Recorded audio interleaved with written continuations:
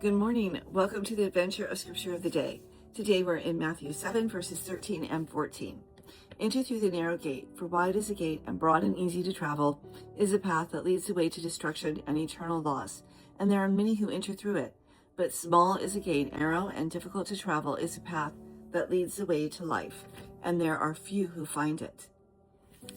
This scripture is not meant to stand on its own, as most scriptures are not. They're in the context of the scriptures that are before it and behind it. If you just read this, it sounds pretty harsh, like a lot of you are going to go through this really wide gate, and that's the way to destruction and eternal loss, and too bad for you. But those other people are going to go through this narrow, difficult path, and yay them. Either way sounds not so great, but take it into the context of what came before it, which was the golden rule. Do unto others as you would have them do unto you. That is in relationship. So that's getting to know that person, seeking to know them so that you know what it is that they need and would want. You're not just giving them coffee because you love coffee, but you're giving them what is good for them and what they want, because that's loving kindness. And that's how we all want to be treated. We all want to be known. And then you come to this scripture, which is the very next one, too. It's saying there's a gate to go through. It's wide versus a narrow gate.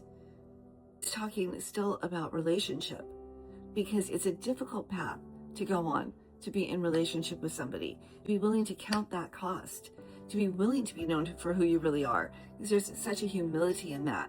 Pride tends to get in the way. And there's shame and woundedness.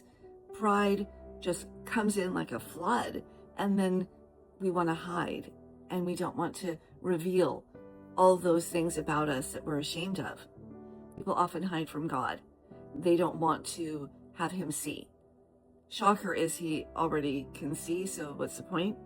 For me, choosing the way that leads to life, no matter how difficult, has to be the way to go, because I've lived the other life. And basically it sucked. I mean, there were fun times, but it just sucked.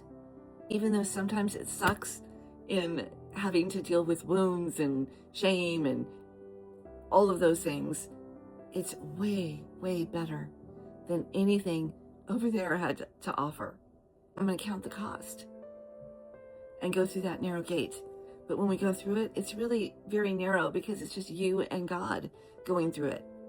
It can't be wide, because it's not me linked arms with all my friends and my family. It's me and God.